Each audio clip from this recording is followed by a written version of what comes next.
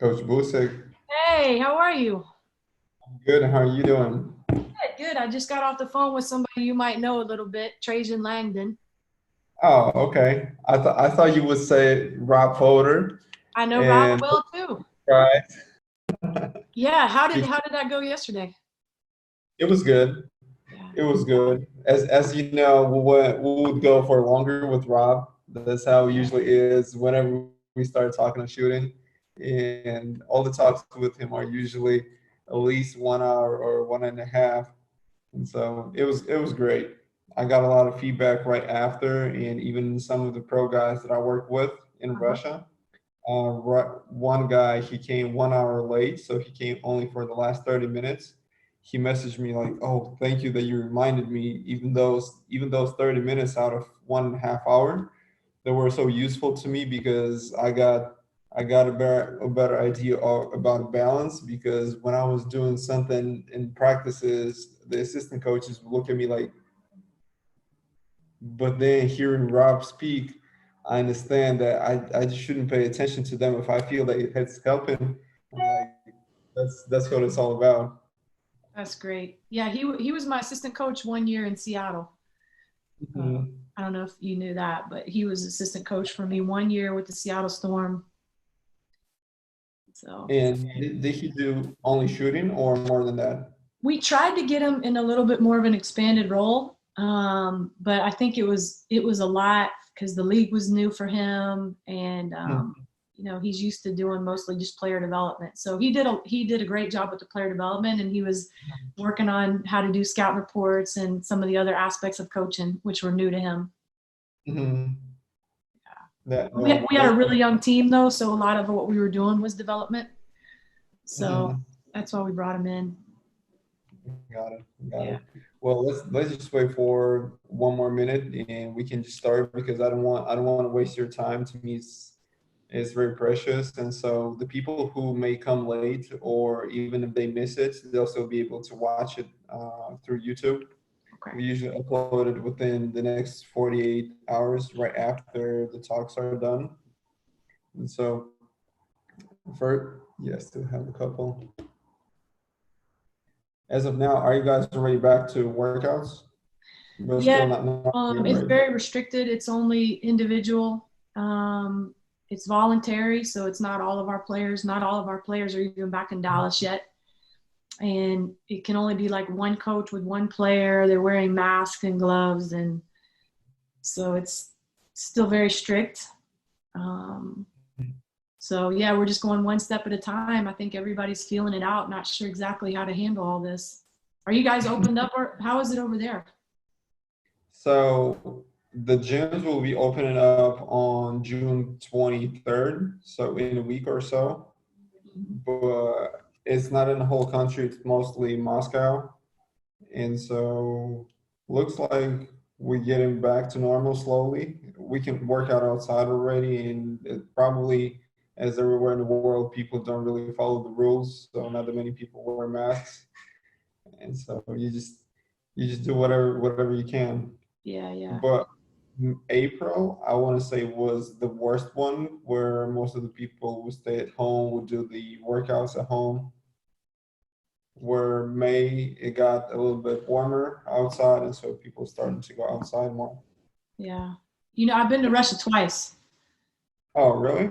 Yeah, yeah. I went to visit Becky Hammond when she was playing for Okay. Seska, and then to Hmm. visit Sue when Sue Bird was playing for Ekaterinburg. Okay. Yeah. Okay. I like it.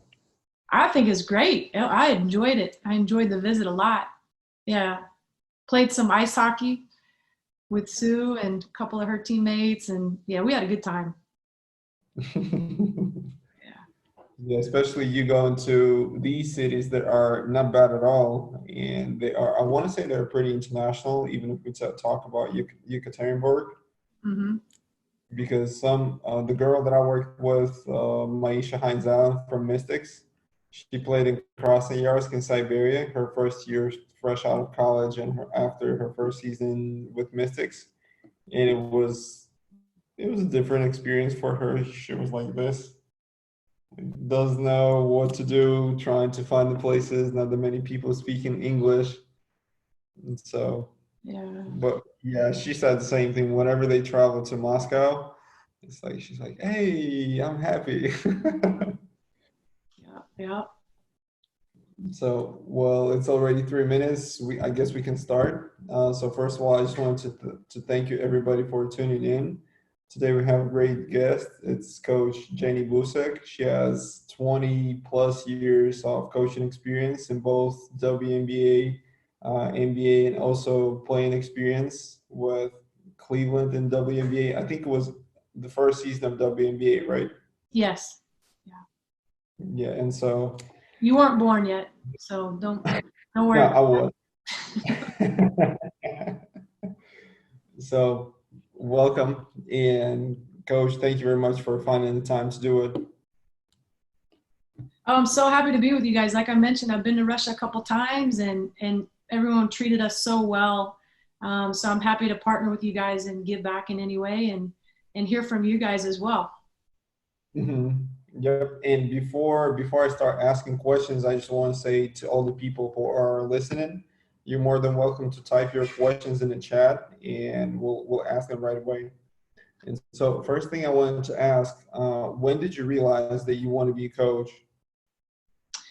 So I never planned on being a coach. I come from a family of doctors, so I was planning on doing that, and I was pre-med, and that was my plan. But the year that I graduated from college, the WNBA started, and that was really the first, sports league for women that seemed to have a lot of momentum because it was being started by the NBA. So I tried out for a team, made a team, and being a part of that inaugural season, which was the first season that the WNBA was in existence, really had an impact on me on a couple levels. So one, just seeing the potential of the league and the purpose of the league. We would go to games and literally grown women would be in tears just because it represented a lot of struggles that they'd been through and discrimination. Mm-hmm. Seeing the little girls at the games, looking up, kind of perplexed, but having role models now for the first time that opened up their minds to opportunities and the fact that they could do some things that only boys had been able to do up to that point. And then seeing the little boys at the games, looking at women and looking up to women. And I'm thinking these young men are going to grow up with a different respect for women that's going to affect their marriages and their fatherhood. And so it just felt like the league mattered. But the league was coached, all 8 teams were coached by former college women's basketball coaches who'd never coached pro before. And so all 80 players pretty much had a struggling experience. They didn't have the best experience. And I was kind of heartbroken because here we should have the best job in the world. We're now getting paid to play basketball. And everybody was unhappy. So that's the first time I thought, I would like to be a part of helping this league continue to reach its potential and its purpose, but also to help the players have a really good team and sport experience and feel like they have the best job in the world. And so that's the first time I started thinking about maybe I want to coach in the WNBA. Mm-hmm. And what was the hardest challenge that you faced when transitioning from playing into coaching? I always was known as kind of a coach on the floor. So, and I always was close to my coaches and saw things in a lot of ways through the coach's eyes. So it wasn't a huge transition. I think the biggest challenge was that I was way younger than everybody I was coaching. When I started, I was only like 23 and I was coaching players that were almost 40 years old. Okay. And so some of them were old enough to be my mother. And so that was probably the biggest thing, but it shaped my leadership style because I wasn't in a position at that age to lead through authoritative means, like just telling people what to do and expecting them to do it. So I had to really study the game and approach coaching as a service. So trying to study the game and have enough knowledge and compassion and understanding of their mindset and their struggles to be a resource to them that would be helpful. So to be a leader that was serving and helping as opposed to just kind of bossing around. And that leadership style hasn't changed, even though now I'm way older than the players that I coach.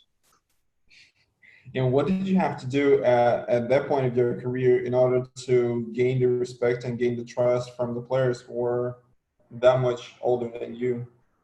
Well, like I mentioned, I think it comes from knowing your craft I think most players, male or female, I get asked a lot, do the guy players respect you as a woman? I think it doesn't matter if you're younger, if you're a different gender, if the pro players think that you can make them better, they'll listen, they'll respect you. And I think if you take it a level further, where if your players know that you don't have a selfish agenda, which, players are very street smart, they can sniff out your motives. And if they think as a coach, your motive is about you, climbing the ladder, your ego, how the team is making you look, I don't think they respect you and trust you as much as if they know your number one goal is to help them be the best version of themselves, number one. And even bigger than that, like tell them the truth, how they can help the team.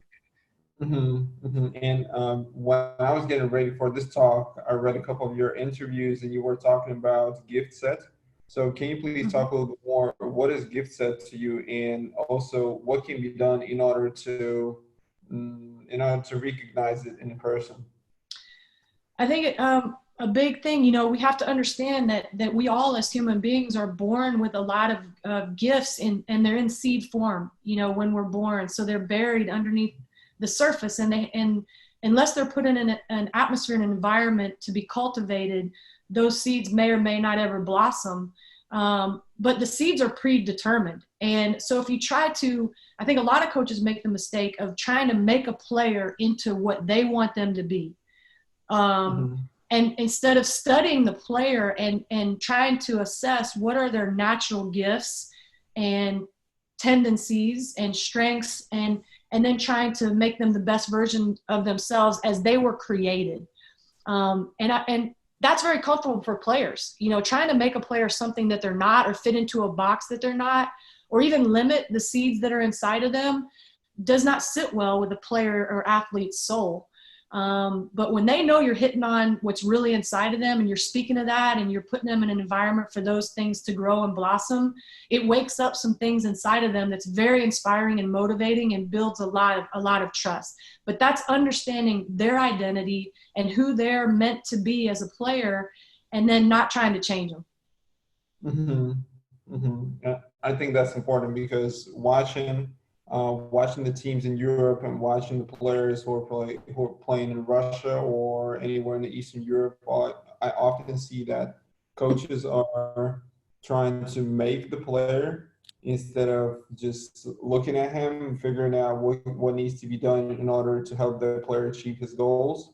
And so this is why some players struggle sometimes. They just quit before they even reach their actual goal.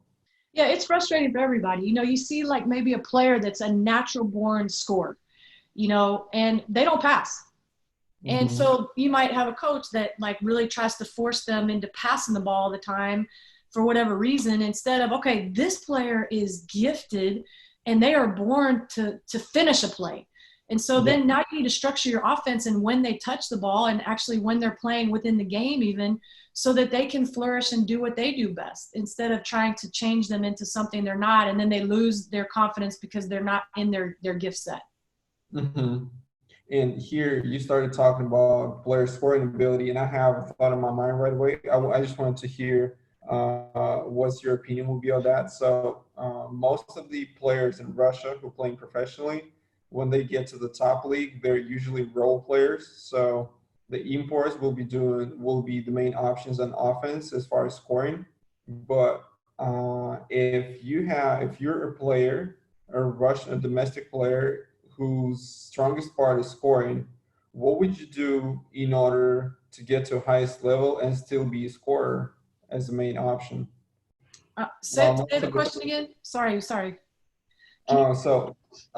If the player has the natural ability of scoring, yeah, but playing in the top league, let's say in VTB league, he won't be. Most of the domestic players, they're more of role players, and the coaches want them to be role players. There are very few examples where a domestic player is the key guy on the court and gets most shots up. So what will be advice for those types of players who have scoring ability, how they can prove the coaches that they need to change a little bit their mindset, where domestic players can also be good ones on scoring end? Yeah, that's a great question. I don't think you want to discourage their their scoring, but maybe you try to evolve them into also a playmaker. So they're using their scoring ability to make plays, not just for themselves, for other people. And then the other thing I think you can do with a player like that is try to sell them on coming off the bench. And maybe when you're resting your star players, you know, that are that you want to get most of your shots, then you let that player come in and do what they do best, which is shoot the ball. You know, so you shift around maybe how you rotate so that they again can do what they do best and not have to adjust too much outside of what they're gifted to do. Mm-hmm. And that's a great idea. I haven't thought about that. And I also wanted to ask, you've been the head coach in WNBA for 2 teams, and you've been working on the high level for 20 plus years. In your opinion, what makes the team buy in order just to buy into the coach's system? And what do you think coach needs to be to do just in order to make the players buy in as quickly as possible? Yeah, I think it starts with you having a very, very clear and clearly communicated vision for your team. And I always use the term bifocal vision. So with bifocal vision, you have the end in mind and you see very far down the road of the finished product of your team and the vision of that. So the style of play on offense, the style of play of defense, what the identity of your team is going to be on both ends of the floor. And then also the vision of your team, the identity of your team culture-wise. And I think the most successful coaches, if you're in a position where the identity of your team, the vision of your team is consistent with your identity as a coach and your convictions as how the game should be played, the more aligned that is, then the more organic this whole thing can be, because it's coming out of your being. This is what I believe in terms of how the game should be played, or how I think it's the most fun, or what I think can be the most successful, and it fits my personality and leadership style.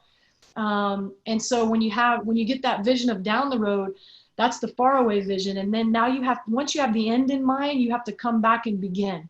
So if I'm designing a house, you know, I draw up the entire thing as a finished product, but then I have to go back and start at the foundational level and put the cement in and go piece by piece by piece from foundational level to the decorations at the very end. But you start with the vision of the finished product, and then you go back and begin. So when we have that in our own mind, we can then sell it to our team more successfully. But it has to fit the personnel that you have. That's when, as we were speaking about, when you're talking to individual players, it's the same concept for your team. If you don't have the personnel that fits the identity of what you're trying to sell, it's going to be just frustrating for everybody. So whether you formulate the vision based on the personnel that you're given, or you get personnel that fits the vision that you desire, it needs to be aligned. And then once you have all of that, now it's a sell job. You know, a lot of coaching is selling, and you know, that's communication skills.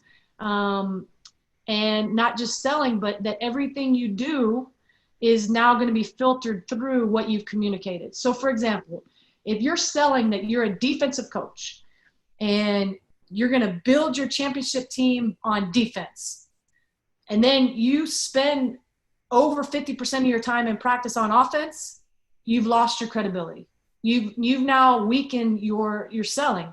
If you're a defensive coach and you're selling that you're going to win based on defense, then you better get defensive-minded players. You better be rewarding players playing time based on defense, and you better be spending the majority of your time in practice on defense, if that makes sense. You can't be inconsistent in what you sell. And I see here the coaches who are working with the youth teams in Russia. Some of them are coaching junior pro teams in Russia. When you come in preseason and you're a head coach, what would you look at first to decide what's going to be your coaching philosophy in preseason? Yeah. Well, hopefully I would know my personnel well enough before we even get started. So, because day one needs to be when you're setting the stage and casting the vision. So ideally you have an idea of the players and you've studied your players enough to know what vision you want, what the end product you want to sell is. And then now you lay that out to them and then you start the process. Hmm. Okay. And I wanted to cover a little bit the video sessions. And so from a head coach standpoint, what would be the ideal team video session for you where the players are focused through the whole like 20 minutes or 30 minutes, however long it is? The reason why I'm asking because most of the pro guys that I get a chance to talk to, or even have talks now during the summit, most of them have experiences where they play in Europe and they have 2 hour long video sessions and they just sit in like, and they saying, I know it's not professional, but after 40 minutes, I'm like, oh. So what's your point on that? How to make it as efficient as possible? You can't have long video sessions anymore. With this generation, you just can't do it. We have to, as leaders, adjust to this generation. And this generation that's born on the Twitter and the Instagram, where they're just streaming to the next thought just by the second, their attention spans have suffered, with their exposure to social media. And so we have to adjust our coaching style and understand that their attention spans are not what they were 30 years ago. So we have to be very efficient and have bite-sized film sessions. The other thing that I would say is the more interactive you can make your film sessions, the better. One of the things that they've learned in the best teaching environments of any type, whether it's a classroom setting, a music setting, a sports setting, is that the more you can ask questions before you just speak to them, the more you can get their feedback, the more you can get them thinking about things on their own before you just spoon feed them information and they're taking it in just passively, the better they're going to learn it. So like, for example, if I were to ask everybody on this call or whoever's watching it on YouTube, what the capital of Australia is. Like everyone just take a second and think about the capital of Australia. And if anybody knows it, you're welcome to like text it or say it out loud, unmute yourself. But the capital of Australia. Does anybody know it? Coach Graves, I'm putting you on the hot seat. You know it? We got the best coach in college women's basketball on the call, by the way, Kelly Graves. Okay, I have no idea, but I'm going to say Canberra. Right. He nailed it. I told you he's brilliant. Wait, serious? Yeah, you nailed it. Yeah, right. Good job. Okay, but the point of this exercise, so even if he had gotten that wrong, did you have it right? Mm-hmm. Did you have it? Did you guess Canberra? Yeah. But even if you guessed it wrong, just you actively using your brain to think of some cities in Australia, and even if you guessed Sydney or Melbourne or anywhere else that was wrong, the fact that you exercised your brain to try to figure it out before I told you the answer makes you like 1,000,000 times more likely to remember that answer. And oftentimes as a coach, we just talk. In our video sessions, in our practices, we just talk. And we never ask the questions and give them a chance or even to solve a problem in a drill form without giving them the answer first. So giving them an opportunity to figure something out first, to give you feedback first, to answer questions first without giving it to them will increase their chances of learning it and deepen their learning significantly. So I incorporated that a lot into my video sessions. Like maybe it would be in a group setting where I'd ask them a lot of questions. I'd put together videos that were quizzes. That's the other thing they've learned that they will tell you about the optimal learning environments nowadays is the more you test as opposed to teach, the better they're going to learn. And you apply that to practice, you apply it to video sessions. If I took 2 classrooms and I was going to teach them the same information, and one classroom for a week straight, I taught them the information. Day 1, I taught them. Day 2, I taught them. Day 3, I taught them. And then on day 7, I tested that group. Then the other group, I taught them the information on day 1. And then on day 2, I tested them and told them how they did. Day 3, I tested them, told them how they did. Day 4, I tested them again, told them how they did, etc. On day 7, when those 2 groups are tested, the group that was tested for the week will blow the group out of the water that was just taught. And oftentimes as coaches in our film sessions and in our practices, we do a lot more teaching than we do testing. And really the main time they get to test is the game. And it is not only good for the players, but it's good for us as a coach, because if we're testing them continually in practice, we know what they're getting and what they're not, and it could help us be way more efficient in our teaching because we know what's sticking, what's making sense to them, and what's not before we get to the game, before we get to the game situation. And it would also apply to individual video breakdowns. And Absolutely. And you know, you can give them homework assignments. Again, they have short attention spans. So the more they have short assignments that are more testing, the better. And you're not only deepening the learning, but you're helping them develop a mindset of problem solving themselves. The more your players can problem solve themselves, the better, the higher their IQs get, the better they can collectively solve things in a game without needing a timeout, the more confidence they get in their ability to think the game, understand the game, improvise the game, and then even extrapolate in a different situation. They become smarter players. It encourages communication. It also encourages an environment where they're not afraid to say the wrong thing, look stupid, or make a mistake. And championship teams are not afraid to make mistakes. They're not afraid to look stupid, and they are not ashamed, and they have a communication that's already been established. And so you want to make that part of your culture and your environment where you're not afraid to say the wrong thing, answer the wrong thing, make a mistake in practice, speak up when you have a suggestion. All those things build where the championship mindset of a team, they'll take ownership of what's going on if you give them the chance to. Mm-hmm. And that's a great advice. But how would you, if you're a coach who never did the interactive video sessions, and he or she was always teaching, how would you go about changing? What would you start with? Is there anything, maybe books that you would read or find materials on interactive principles of teaching, or just what would you do?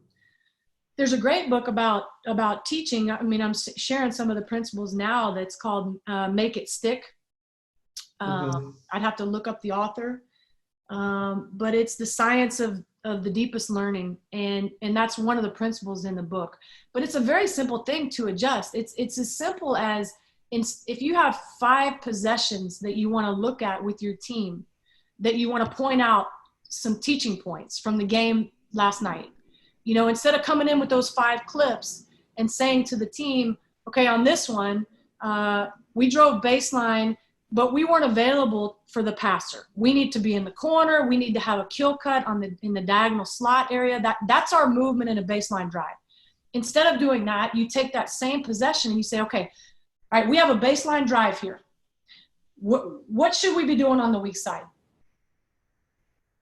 Instead of telling them, ask them. Even if they sit there stumped and they don't know, just giving them the opportunity to think about it first, you'd be amazed, first of all, at what they actually do know. But like I said, giving their brain a chance to activate is just softening the ground so that when you do answer it, or they answer it, they're much more likely to remember and understand going forward. Mm-hmm. And even now you have that 1 second pause that got me thinking, okay, what would we do? Even though you kept talking, but I'm still thinking, what would happen? Yeah. It's just a little adjustment in your teaching style, and you can apply it to all your drills, not just verbally, but setting up a drill. Like if you're getting ready to play against a team that you know switches pick and rolls. Mm-hmm. You know, a lot of coaches will come into practice that day and they're, okay, we're gonna do a 3-on-3 pick and roll drill. And the defense is going to switch. Okay. When we see switching, we want to slip the screen and drive the wake. Okay. Or if your philosophy is when we see switching, we want to invite the switch. We want the ball handler to give it up and either look to go inside to that mismatch or to give it back to the ball handler with the big on them so they have a live dribble to attack the closeout. Okay. So I just told you 2 solutions to going against switching pick and roll. The way of teaching that's more effective is, okay, we're going to be going against switching pick and rolls. We're going to play 3-on-3 right now. Does anybody have any ideas about how we can counter switching pick and rolls? Or not even say that. Okay, we're going to go against switch and pick and rolls, 3-on-3. All right, you guys play. You guys got to figure out the counters. If you need a timeout to talk about it, if somebody has a suggestion, you can call. You have 2 timeouts. We're going to play first team to 3, make it, take it. You guys figure it out. How do you counter switching? And let them try to figure it out. And it may be an absolute disaster and they may not figure it out. But if you give them the opportunity first, then when you chime in and say, all right, let's talk about it, how we can counter switching, it's going to go in way deeper with way more understanding just by giving them the opportunity to problem solve it themselves first. Mm-hmm. And the book is by Mark McDaniel and Peter Brown, Make It Stick, right? Let me double check that. If it's that one, I typed it in the comments. And also, Coach Kelly Graves said they used Jenny's advice at their half times this year, and it worked great. Yeah, that's it. So Make It Stick, The Science of Successful Learning by Peter Brown. I think that's the one you said, right? Mm-hmm. Yeah. Yeah, Mark Daniel and Peter Brown. Yeah. So what Coach is talking about, I think, is what he's referring to is like another simple way of applying this is at half times. You know, I don't know about your level, but in the NBA, WNBA, you go into a halftime, those locker rooms, you go into a locker room, and most of the women and men are on their phones. And they're looking at social media and they're texting their friends. Or they're in their own head, mad about playing time, mad about missing this shot, feeling sorry for themselves about whatever, but they're in their own little world. So one of the things that we applied and was very effective in just getting them thinking the game, communicating, problem solving, is I told them, I'm going to talk with the coaches for a few minutes, but by the time I come in here, I want you guys to write on the board 2 things that we did well in that half and we need to keep doing, and 2 things that we need to do better, 2 areas that we need to improve, adjust, do better, and then we'll talk about it. And I'm telling you, we got to the point with the Seattle Storm where I would come in many games. I don't know how it went for you, Coach Graves, but where they would nail it to the point where, because they had 4 or 5 minutes to talk about it amongst themselves instead of being on their phones and being in their own heads. And they'd come in and I'd look at the board and I'd say, okay, you guys nailed it. Let's go. I didn't have to say anything. How did it go with you, Coach Graves? It was great. I thought it helped us so much this year. We did that exact same thing that you had told me to do last year, and they loved it. And, it allowed them time to kind of process long before we ever got there. They talked about exactly what we needed to do. And you're right. They usually nailed it. You know, you give them a chance, and they're smart kids. They'll figure it out. Yeah. It really helps them become smarter and gain confidence, in their ability to, I always say, if you're doing a good job as a teacher, by the end of the season, your team should not need you anymore. And that's hard on a lot of coaches' egos because they want to be needed. But I think the elite teachers, you see Phil Jackson and those guys, they don't say much during the games. But if you've done your job teaching, I think come game time, come into the season, come year 3 or 4 of that group being together, and they shouldn't need you a whole lot. Mm-hmm. Yeah, that's a great point. In the moment you're talking about the egos, that's the time when I'm starting to think about the head coaches, the ones who are mostly teaching instead of asking players the questions and getting feedback from them. That's what I have in my mind right after. And one more thing I wanted to ask about the video breakdown. So based on what you say, ideally, if the teams can do numerous video breakdowns, but the shorter ones, it will be more effective. Maybe Yes. Pre-practice, post-practice, and then send something to players, watch something pre-game, post-shoot around. Just the more but shorter will be better. Absolutely. And you can break them up into small groups, and you can be strategic about what groups you put together. Okay. And even put together by position. You can put together young players with old players. You can do it however you want, and you can be creative with mixing up the groups and give them assignments. Like, okay, we're going to take 15 minutes, break up into these groups. I want you guys to watch the short video, and then ask them to do whatever, whether it's problem solve or give feedback or grade the shot selection. You could say, okay, we got five shots on here. I want you guys as a group, you got groups of 3, grade that shot. Was that a good shot for our team? If it was a good shot, give it a yellow. If it was a great shot, give it a green. If it was a bad shot, give it a red. And you guys decide, was this a good shot for our team? Again, you're asking them to take ownership of the team and have a mindset of our decision making and our culture is based on what's best for the team. It's not the coach picking on somebody, trying to box somebody in. We as a whole team, we should know what a great shot is for our team, and we should be all wanting to take those shots and encourage those shots in each other. And then if you're coaching women, you may even have to have possession where somebody's turning down great shots for them and encouraging that player to take that shot. Because on the women's side, I think we have more players afraid they're shooting too much at times when we want them to shoot more. And we want to give them permission and that to come from the team and come from within. Mm-hmm. And one thing I wanted to ask, and I think you get asked that a lot, would there be any difference in teaching men and women? How would you approach the practice? There's a lot more similarities than differences. Okay. To be honest with you, I think the biggest difference, and I'm stereotyping, is that women tend to naturally ask more questions and need to understand a little bit more and talk things through a little bit more, Okay. whereas the guys in general, if they don't understand something completely, chances are nobody's going to raise their hand and they're just going to keep it moving. Women, they want to know the how and the why, and they, I think, do better with a little bit more explanation than the guys seem to require. But I still think guys do better with the explanation. The other difference I would say, and again, it's generalizing because I've seen it both ways, not gender specific, is I think women in general, if they're going to struggle in the area of confidence, they're going to struggle with not having enough confidence or losing their confidence. Whereas guys sometimes think that they're better than they are. They only remember the good. They might have had one good possession and 9 bad ones in the game, and the guy remembers the good one. The women, they have 1 bad possession and 9 good ones, and they only remember the bad one. So, but again, that's a stereotype. We have guys on our team here with the Mavericks that beat themselves up as much as any woman I've ever coached. And then I've coached some women who have confidence that doesn't make any sense in a positive way. So it's not a totally black and white issue. Gender is a continuum. Gender attributes are a continuum. It's not like if you're male, you're this, if you're female, like this. There are male attributes, there are female attributes, and we're all on the continuum somewhere, even as leaders.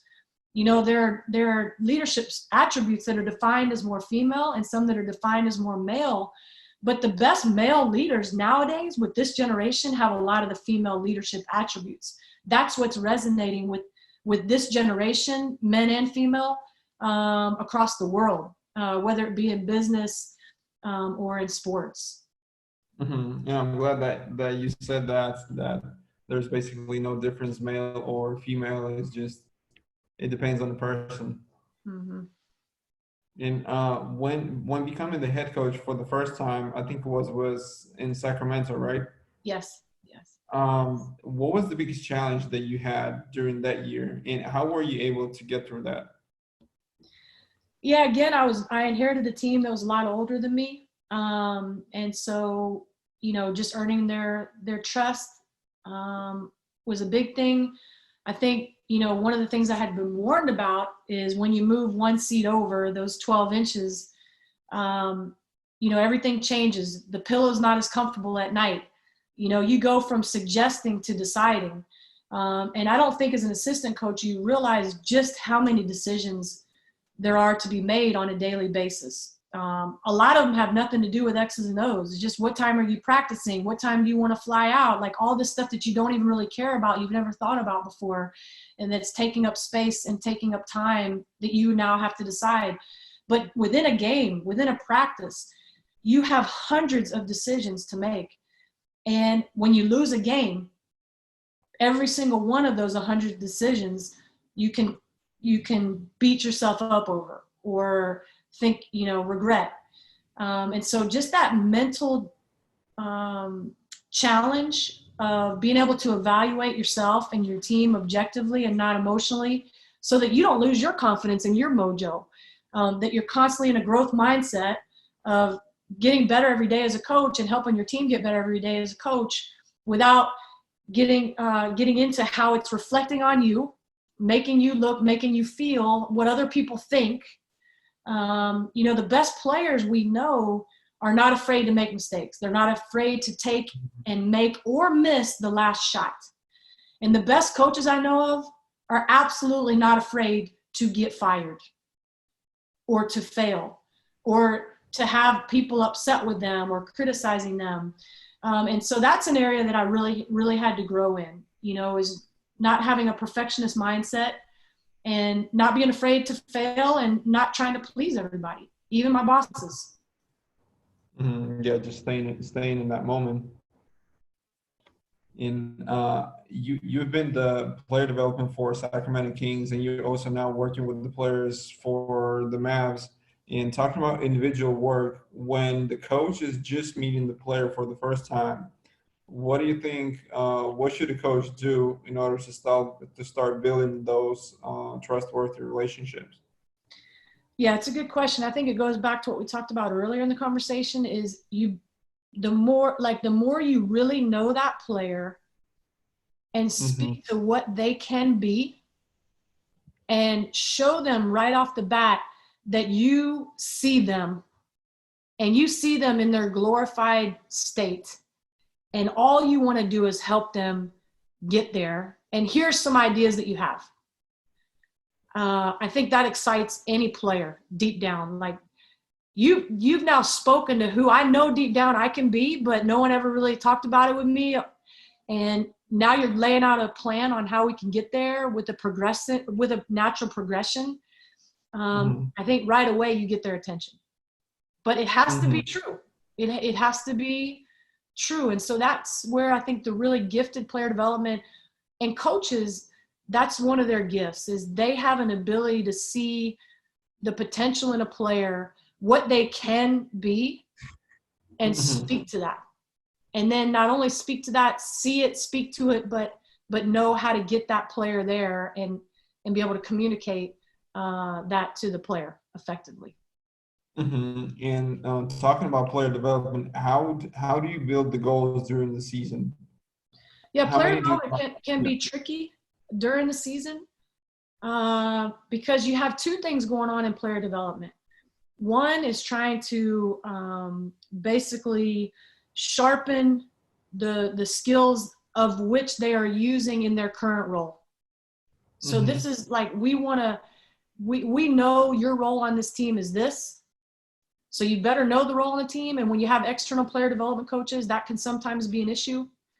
But somebody who's acquainted with the role that they have on that team, what's going to get them playing time, what's going to add value to that team, being in alignment with the head coach on that.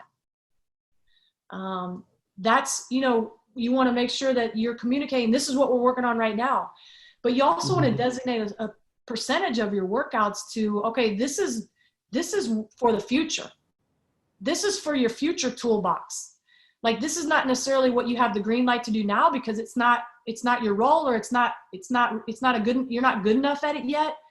But you're also working on just maybe one thing, because you really want to maximize the strengths, especially in season. But it's also fun for a player to be expanding their toolbox. But you need to differentiate for your players, so they're not taking what you're working on in their expanding toolbox and trying to do that in a practice or a game when they're not quite ready to do it. And now you piss your head coach off. So would you go, let's say, focusing on one strength that the player is already having, and also finding that one detail that still can be improved for later and be added to the toolbox? Or Yeah, I mean, I'd probably say 3 to 1. These are the 3 things that get you playing time on this team. Okay. And this is one thing that we're working on, for your future. And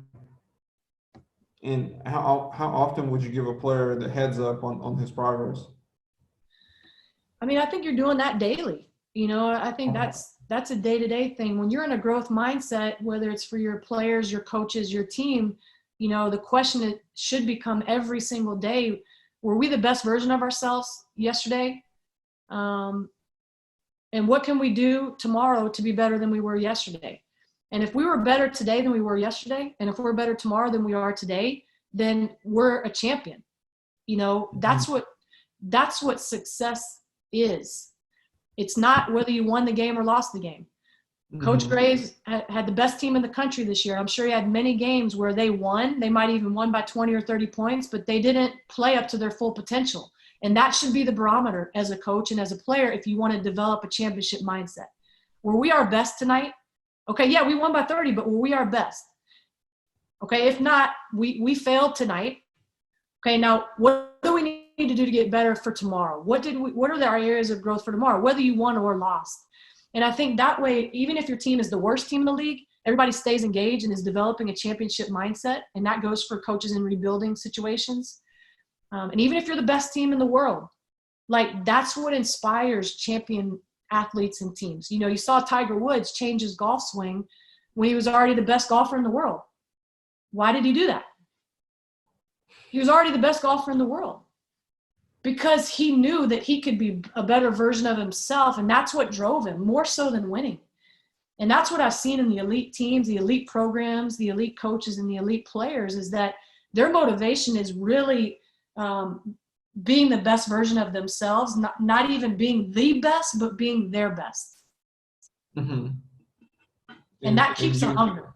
That keeps a hunger alive. Okay. And you mentioned also the teams when they're not playing at their full potential. How do you go with coaches having the punishments, for example, right after the game, go and run suicides or whatever, or have a hard practice right after the game? Do you think it's reasonable, or you would rather use that energy for the later in order to make the team develop? Yeah, I mean, there's a lot of situational things, to that. I think, first of all, like whether you're a parent or a leader as a coach, you need to make sure before you use discipline, that your discipline is motivated by and for the purpose of teaching. It's not because you're angry. It's not because you're frustrated. It's not because you feel like you look bad because of how they played or whatever.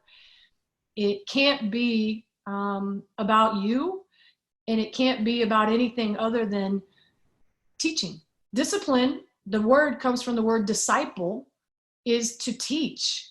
And if our discipline is not unto that, whether it's the strategy of it, the timing of it, the delivery of it, then we were off base.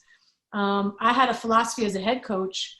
I didn't really talk to my team after the game, win or lose.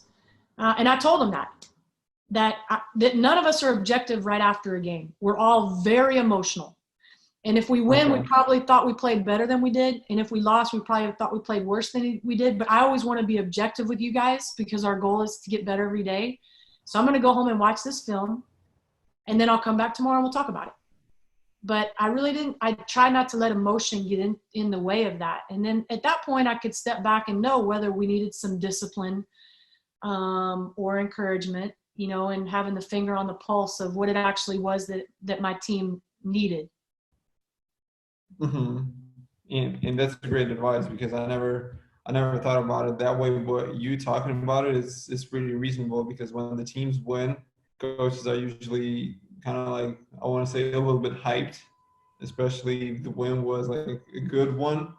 But then when you're watching the film, you understand how much can be done better still. Yeah.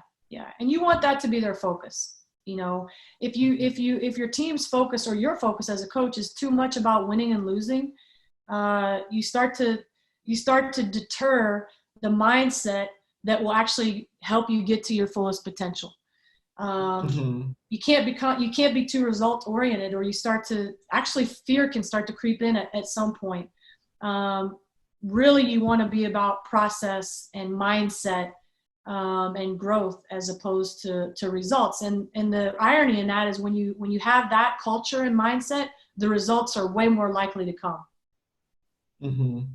Mm-hmm. And I have two more questions so far. And before I ask them, I encourage the people who are listening just to ask questions, because the information that you're giving is just priceless to me. And I'm struggling to listen to it and also at the same time write the notes and to not to miss nothing. So I'm definitely gonna rewatch it again too. So I wanted to go back to your playing days when you were in the tryouts with Cleveland Rockers. So what I read was that you were 2 out of 400 players, and you were 2 out of the ones who were selected to be on the team. When going to that tryout, what was your mindset? Yeah, it's another great question. So one of the reasons I'm so passionate now about understanding the difference between like a perfectionist mindset that's focused on results and a growth mindset, which there's a lot of books out there about that, is because I grew up with an unbelievable innate ability to have a growth mindset. Like I loved a challenge, and I was not about winning and losing. So like, for example, when I would play tennis in high school against teams that the players weren't that good, I was the number 1 seed. I'd be playing somebody and I knew I'd blow them out like 6-0, 6-0, and it would have been boring. A growth mindset that was in me was, okay, I'm going to play this match left-handed because I'd rather have a challenge than just win, and so I'd play the whole match left-handed and even risk losing because I was more about challenges and getting better. And that's what motivated me and was very fun for me. And so that brought a freedom. When I got to college and I went to the team that was number 1 in the nation at the time, my mindset kind of slipped, and it became about, the head coach, who I'm very close with today, said to me, "You're the smartest player on the team." I was a freshman. "You're going to start, but you can't make mistakes. You can't turn the ball over. You can't miss shots because we have a lot of crazy people on this team, and I need you to be like the head of the team and just make the smart play all the time." And so over time of me being the one that couldn't miss a shot and couldn't turn it over, to counteract, all the crazies on our team with loads and loads of talent, I developed a fear of making mistakes and missing. And I lost my edge, which had always been this fearlessness that came with a love of the game, love of competition, love of challenge. And I recognized it towards the end of my career and made amends with it. But what really freed me was the last game of my college career. I thought was the end because there was no WNBA. There was a year gap. So I was done with basketball, going to med school. And I missed the competition like, you just can't imagine. And I didn't play or touch a ball for like 6 months. I thought I was done going to med school. And then the WNBA began. So I had like a month to prepare. And I go into this tryout, and there's 400 people, like you said, for 2 spots, 1 guard, 1 forward. And I had missed the game and missed competition so much that I was just so thrilled to be competing again. Every drill was like heaven to me. There were people there like the GM of the Cleveland Cavaliers, Wayne Embry, like all these badass people up in the stands grading us. And it went from 400 to the first cut was down to 200. The next cut was down to 100. The next cut 75. And they just have this list of numbers. And if your number wasn't on there, you went home. And I didn't even care because I was having so much fun. I was in the flow state, which is lost in the moment, in the present, not worried about what anybody thought, not worried about the result, not worried about making the team or how anything looked to anybody else. I was loving the competition and I was in heaven. So at the end of that, I was left standing. But it reinforced what now is my conviction about leadership and culture that is ideal, and what I want for every player that I coach and every coach that I'm friends with is the freedom that comes with being in that flow state of being lost in the process, the joy, your love of it, the competition, the challenge, and not being afraid of what anybody else thinks or the results, and there's so much freedom in that. And when players are in that state, that's the flow state. When coaches are in that state, that's their flow state. And when teams get to where they're in that state, that's when it's so much fun and they really thrive. Yeah, I can imagine. And one more question that I had, the last one. What advice would you give to younger self? And obviously, you talked a little bit how you lost that fearlessness, but maybe there's something else that you would advise to younger self. It can be either when you were still playing in college, or maybe when you were already coaching. In addition to, I mean, we've talked about a lot of it now, but I think it's really important who you surround yourself with. You have encouragers in your life. You know, as you go up in level, especially in leadership. So this is for the coaches in particular. You know, when you become a head coach, the higher level of coaching you are, sometimes, you know, your peer group gets smaller because less and less people can relate to the position that you're in, the pressures that you're under, the challenges that you have. And so finding a group of soldiers that you can talk to about anything, your fears, your insecurities, your doubts, your failures, and that you know love you unconditionally and will encourage you and tell you the truth because they love you. We just all need it. And so finding those people, seeking out those people, cultivating those relationships is crucial. And when you have those relationships and you have that unconditional love that's not based on your job status, it gives you a level of stability to weather the storms that come from a results-oriented world and a results-oriented profession. That unconditional love is in those unconditional relationships are vital. So if everybody in your life is somebody that when you're winning games, they're calling you all the time. When you get fired, they go missing. When you get hired again, they're your new best friend. They don't know what to say when you just had a bad loss, but when you have a great win, they want to throw champagne with you. You don't have the right team, you know, for your personal life. And so that would be, you know, something I wish I'd learned a lot younger, and understood how challenging that would be. And I would encourage everybody on this call to check in and make sure that they have, you know, a relationship portfolio like that, you know, because that's what'll help you thrive and be the best version of yourself as a leader. And I'm writing down having encouragers in your life, because I mean, everything that you say to me, that's really important, and that's not an exception. And we have one question so far. How do you find the balance between underworking and overworking your body? Your body? Yeah. Well, I don't do anything really but underwork my body at this stage. But do you mean in reference to when you're playing?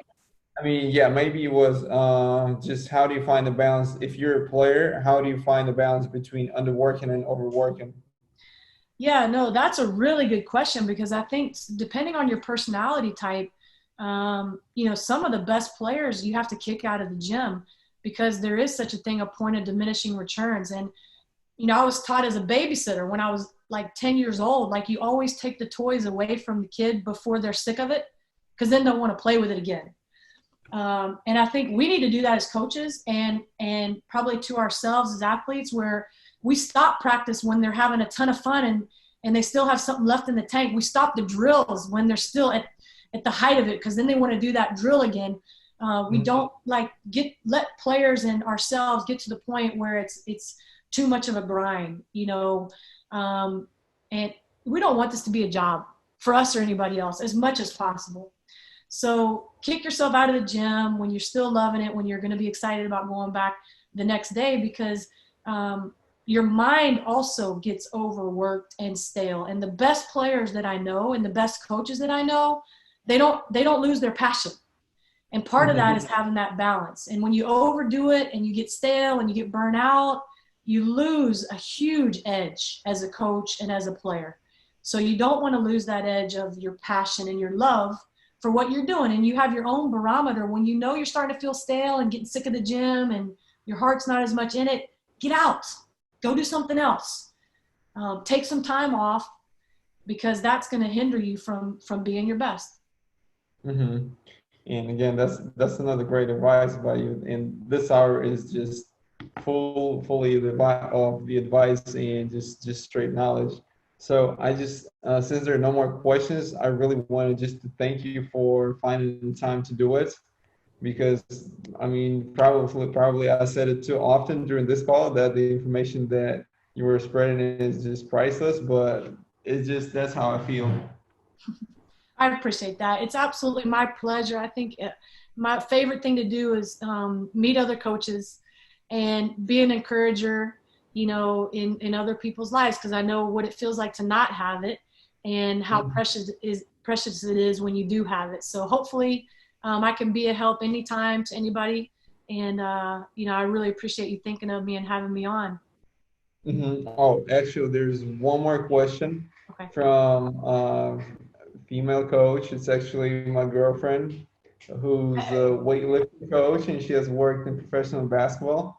And so she also works a little bit with professional volleyball players and basketball players, and most of them are male. So her question is, what's the main advice for female coaches working in male-dominant sport? First of all, is to just study. You know, we got to get our doctorate. In some ways, we have to be better than the guys. So study, know your trade. And then the next thing is don't try to lead like a man. You know, there are differences between men and women, and that's not a better or a worse or stronger or weaker. And so be true to who you are and your leadership style, and serve your athletes. But you don't have to lead like anybody else. And that is especially for, and I've seen a lot of women make that mistake where they see men leading a certain way, especially because for a while we only saw males in high leadership positions. And so they would try to lead like a man, and that won't be well received. In fact, for men and women on this call, like if you're not true to who you are and your personality and you try to lead like anybody other than yourself, you just won't be effective. Thank you. Thank you. And I can tell she appreciated it. She's right at the other end of the room. Very good. Well, Very good. thank you again for your time. I really appreciate it. And whenever we upload it on YouTube, I'll make sure I send you the link too. Sounds good. God bless you all. It's great to be on this chat with you. Thank you.